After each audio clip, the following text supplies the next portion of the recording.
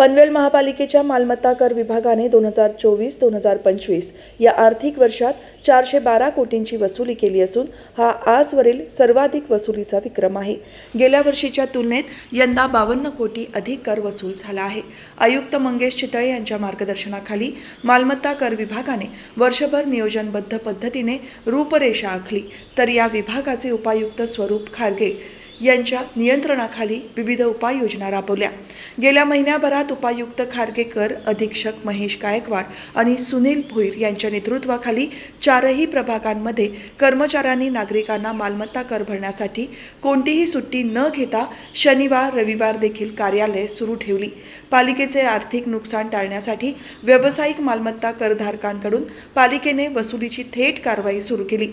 या वसुलीसाठी महापालिकेच्या वतीने यावेळी 13 पथके तयार करण्यात आली होती।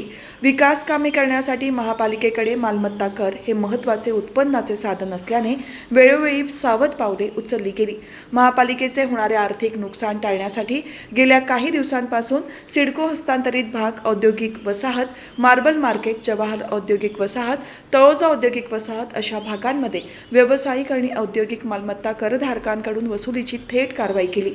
ज्या थकबाकीदारांना जप्तीच्या नोटिसा दिल्या होत्या त्यांना वॉरंट नोटीस देण्याचे काम पालिकेने सुरू करून अटकावणीच्या मोहिमेलाही सुरुवात करण्यात आली होती। परिणामी मालमत्ता करामध्ये भरघोस वाढ होताना दिसली।